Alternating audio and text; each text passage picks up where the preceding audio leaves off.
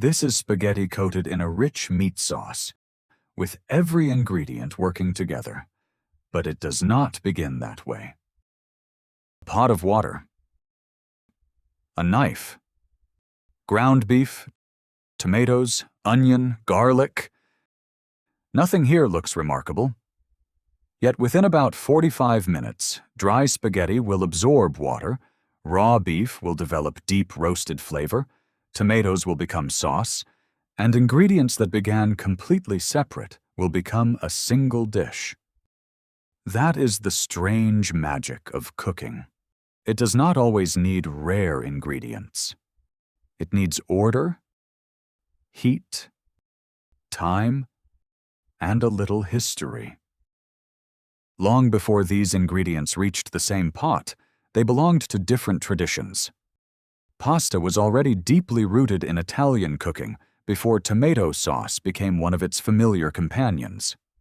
Meat sauces developed in regional forms, often simmered slowly with vegetables, fat, and modest amounts of tomato.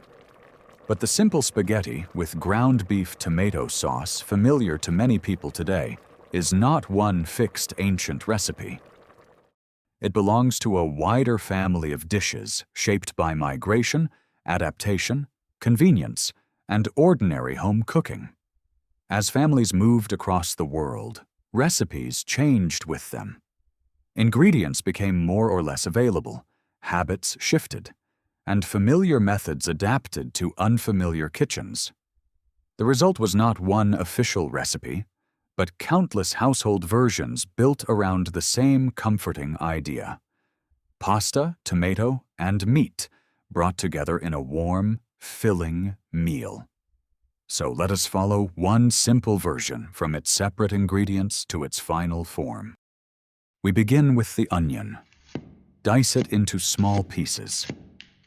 The size matters because smaller pieces soften more easily and disappear into the sauce instead of remaining as large, noticeable chunks. They will still be present, but mostly through sweetness, aroma, and body. The garlic is prepared separately because it behaves differently under heat.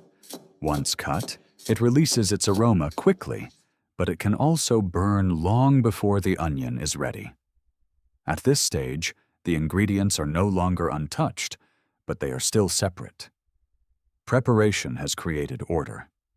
Heat is what begins the real transformation.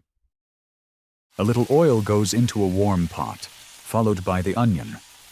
The sizzle tells us that moisture inside the onion is beginning to escape as steam. Its structure softens, its sharpness begins to mellow, and its flavor becomes gentler and more savory. This part should not be rushed. If the onion is barely softened, its raw edge may linger much longer into the sauce. The garlic joins later. It needs only a short time in the oil to release its aroma. Left too long, it can burn and turn bitter. Then comes the beef. At first it is cool, wet, and tightly packed. It must be broken apart so more of its surface can touch the hot pot. As the beef cooks, moisture escapes. If the surface becomes hot and dry enough, it begins to brown rather than merely steam. That browning is part of the Maillard reaction, a series of reactions between amino acids and sugars under heat.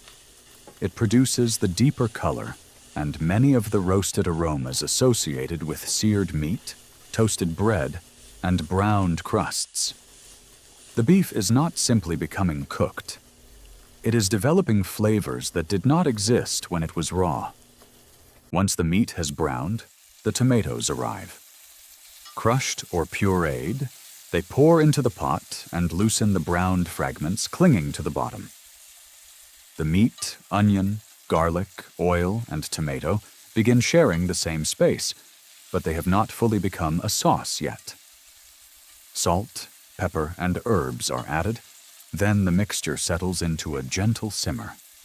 This is one of the least dramatic-looking stages, but it does some of the most important work. Water slowly escapes as steam. The sauce becomes thicker. Tomato flavor grows more concentrated, and its sharper, raw character begins to soften.